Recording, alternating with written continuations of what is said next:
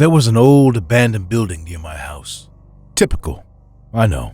Anyways, there were hundreds of rumors and stories about this building. Some normal, some insanely out of this world. Some used to say an insane maniac lived in there and tortured anyone who entered. I've even heard that it's a portal to another dimension where nightmares come to life. The only consistent bit of knowledge was that whoever went in never came back. My best friend Samuel and I were huge enthusiasts when it came to anything supernatural or even remotely strange, so we decided to check it out. Since the latest disappearances, cops have been patrolling the area during the day, trying to prevent anyone from getting in, so we had to wait till night. At about 10:30, he came over to start preparing the gear. We made sure to pack some food, warm clothes, and my handgun in case there was a homicidal maniac living there. We left the house around 11:30 to 12ish and arrived at the building a couple of minutes later. The second we step out of the car, I noticed an unusual eerie fog surrounding the building. Seeing that it was wintertime, the fog wasn't new to the area, so I didn't think much of it at the time, other than it was extremely thick. We grabbed our gear and headed inside. The door was locked, so we had to break a window to get inside. We threw our stuff in, then climbed into the building. The worst mistake of my life. If I could go back in time, I would have never stepped foot in that hellhole. The first thing I noticed inside was how abnormally dark it was. Though we had LED flashlights, they didn't do much help seeing in front of us. We had about 3 feet range of vision, but we decided to explore anyways. Samuel was holding the camera and switched to night vision, but even that didn't do much good. I was holding the flashlight and had my hand close to my gun in case some deranged psychopath attacked from the darkness. As we reached the center of the building, I noticed a smell. Not a nice smell. I'm not quite sure how to describe it. It had a metallic tinge to it and slightly burnt my nose with each inhale. What's that smell? I don't know. It's hard to guess. We followed a long stretch of hallway that led to an open area. The big wall of that room was a huge hole that created a direct entrance into the house from the woods. Vines and saplings were growing all over the floor, ceilings, and walls as well. For a moment, I felt like we had stepped into a wildlife sanatorium. As I flashed my LED light on the hole in the wall, my eyes started getting blurry and my hand started shaking. The flashlight started flickering. Samuel tripped over something and the camera flew out of his hand. It slid a couple of feet, then fell somewhere in the room, shattering into pieces. We knew it was beyond broken, so we didn't even bother trying to get it. We turned the flashlight to the ground to try and figure out what Samuel had tripped over. As the light showed the ground, my heart stopped in fear. A dead deer was lying on the floor. It was torn apart. The body had been chewed on, clawed at, and ripped up. Blood was all over the floor. I immediately recognized the smell. So, it was blood all this time, but the smell was too pungent to have been from one deer. Taking a closer look at the floor, I noticed the blood is smeared all over the floor. Not only that, there were prints in the blood, almost like hands, but the fingers were too long. By long, I mean almost a foot in length, and they were pointed at the tip, almost like talons. The prints were everywhere, on the floor, on the walls, and even a few on the ceiling. Oh my God, is this some kind of animal? I strongly believe we shouldn't be here, man. Yeah, but don't you want to know? Saying this, Samuel started to follow those freaky handprints. The prints all seemed to lead to one room. The door to the room was barely hinged, and the knob was completely torn off. My heart was racing. What the hell is in there? No animal could have done this. No living creature had prints like this. Shh, keep quiet. Samuel was confused by curiosity, and before I could stop him, Samuel pushed the door open. What we saw still haunts me to this day. Piles and piles of bodies, some still intact, others dismembered beyond recognition. Some animal parts were unmistakably human. The blood on the floor was about an inch high, There were the same prints on the wall and the ceiling. Suddenly, we heard footsteps inside the room, and I realized we weren't the only ones here. Did you hear that? Someone behind us?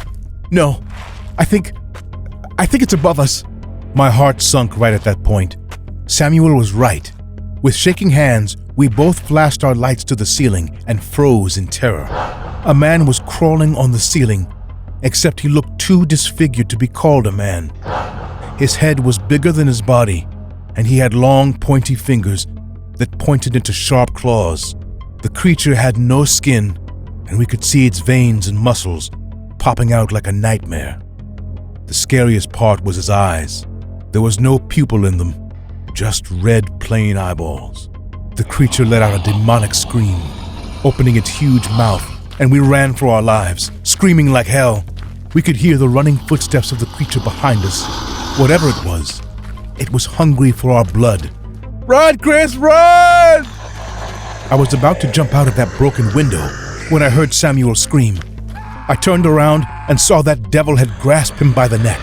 It looked at me and smiled, showing its huge teeth. Samuel dangled into the air as the creature held him above the ground, and before I could do anything, it snapped my friend's neck like a twig. Saliva dripped from its ugly, horrifying mouth as it started to devour him. I couldn't wait anymore, because I knew he would come for me once he is done with Samuel. I ran home and stormed into my parents' bedroom, covered in sweat and tears. I told them everything that happened, and they called 911. Cops came and called for backup once they discovered all those bodies and the bloody scene inside the house. Samuel was never found, and out of agony, locals burnt the house to the ground. The cops ruled Samuel's case under the missing persons category, and no one believed me when I told them about this creature.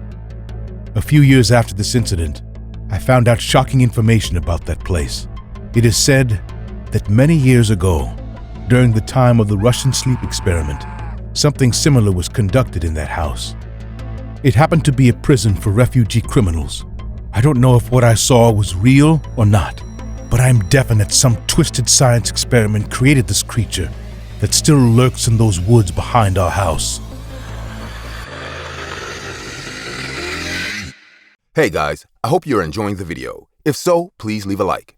And also, a small percentage of people that watch my videos are actually subscribed.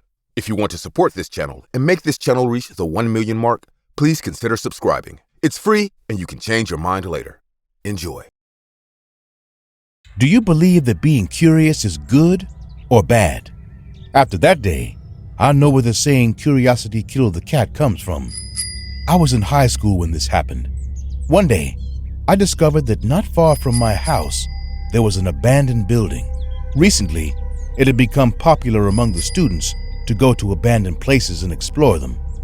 Besides, I thought that later I would have an interesting story to tell that would make me look like a cool person.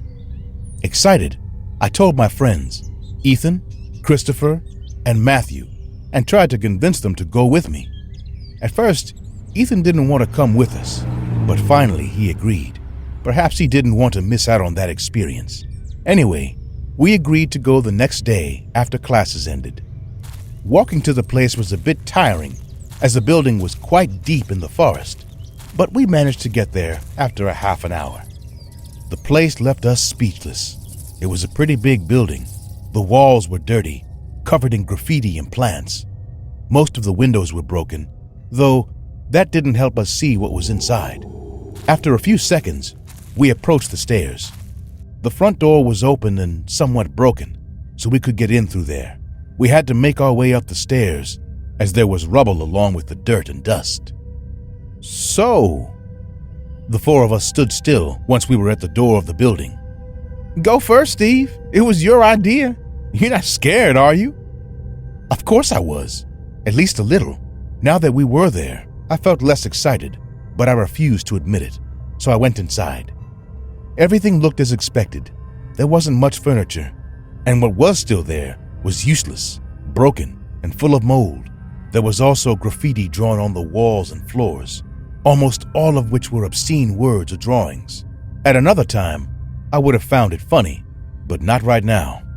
Suddenly, there was a loud noise behind us. The door had been closed with great force, which startled us.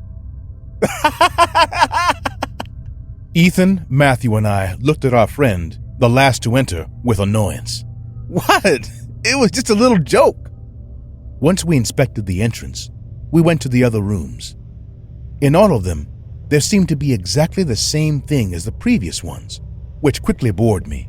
For some reason, I expected there to be something more interesting in this place. It was actually quite simple, but perhaps I had judged the building too quickly. My heart started beating fast when I saw Ethan walk into the room at the end of the hall and stand still.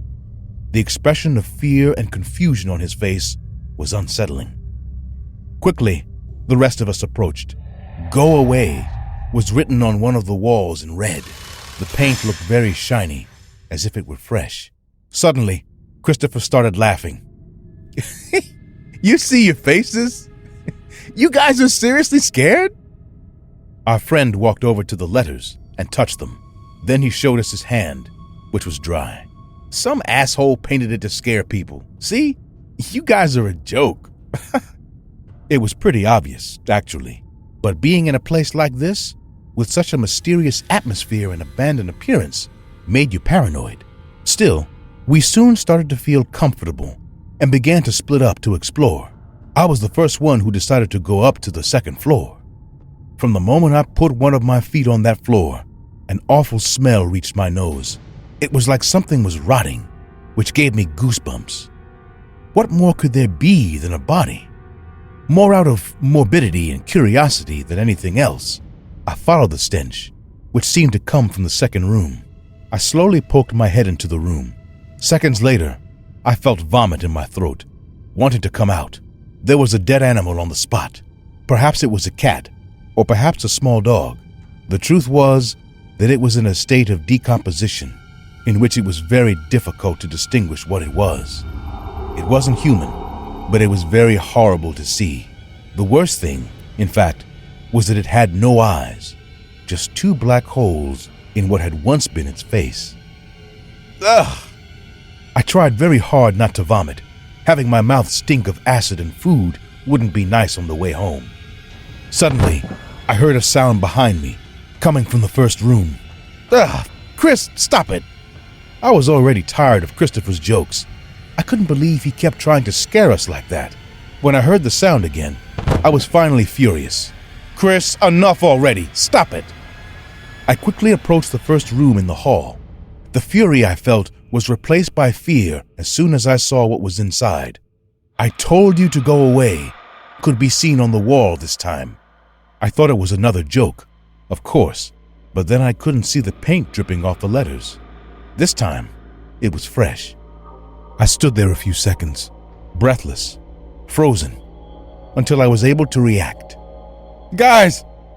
I ran down the stairs while screaming. Soon the others, alerted, arrived. "We gotta..." Just when I was going to tell them to get out of there, we started to hear some voices outside the building. One of them shouted that we shouldn't be there.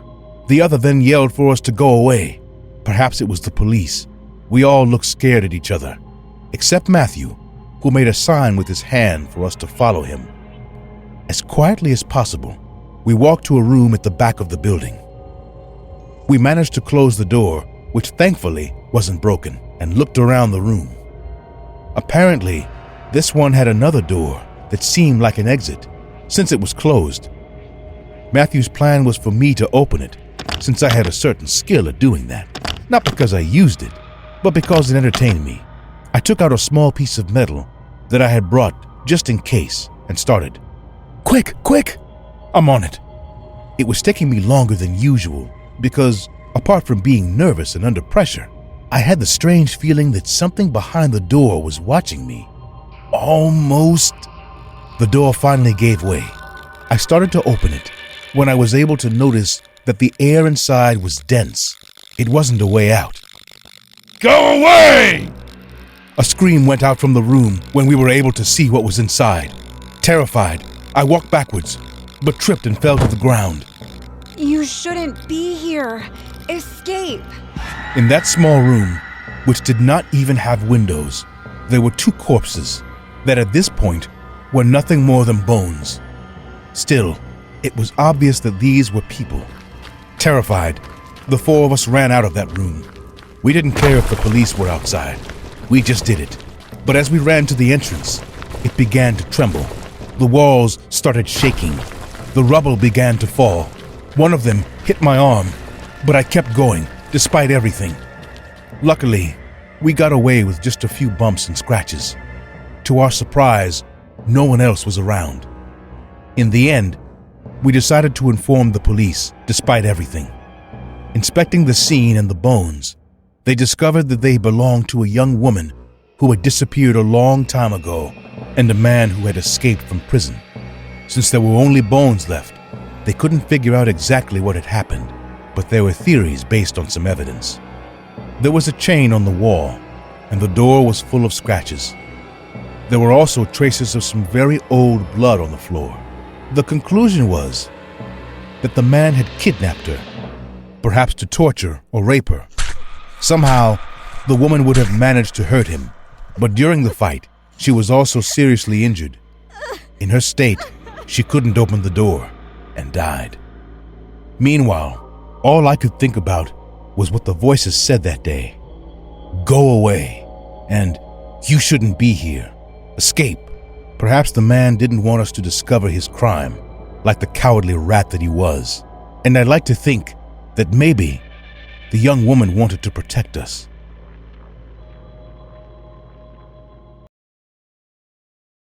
My name is Adam, and I'm a paranormal investigator. Along with friends, Elsa and Derek, we started a YouTube channel called The Paranorpals, where we explored haunted houses and places where evidence of the existence of an afterlife has been reported. To be honest, we never found anything. The most we ever saw were things moving or strange voices, but nothing too real. Everything could be an act of our imagination or just a simple coincidence. After a while, all the cursed places started to look the same. They were just abandoned houses or public places full of graffiti. The guys and I started to lose hope of finding ghosts and concentrated on making our YouTube channel look as real as possible, even fabricating some of the scares or adding fake psychophone sounds. Everything was going well until one day, we received an anonymous email from a viewer. The mail said that this abandoned house was the cause of the disappearance of more than 20 people and was one of the most diabolical places in the country. Searched the internet with my team. Not only did we see that the house was real, but that no one had made videos about it. We packed our bags, and in just one day, we were there. We couldn't miss this opportunity. Wow, for a haunted house, it is sure well kept. Derek may have said it, but Elsa and I were thinking exactly the same thing. The house was pretty much the same as when it was built, according to the Google photos, just a little dirtier. The place was very big and in the middle of nowhere, almost 3 kilometers away by road from its neighbors. After taking some pictures of it from different angles, we decided to go inside. The front door was mysteriously open, but the place was abandoned, so it didn't attract our attention. The house was very dirty inside, full of dust and spider webs. Other than that, it was in perfect condition. The furniture wasn't broken, and it hadn't been vandalized. The walls were painted a deep white that had turned to gray with dust. But there was no sign of any graffiti. Are my eyes deceiving me? Finally, a haunted house where 12-year-olds haven't been painting the walls. More respect to the 12-year-olds. They are basically our audience, I said with a joking tone. Hey, ghost of the haunted house. You guys are adults, right? Follow us on YouTube. Derek shouted jokingly, and we all laughed. Well, how are we gonna do this, guys?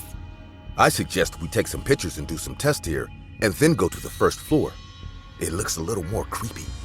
Hey, Derek, remember what I told you in the van?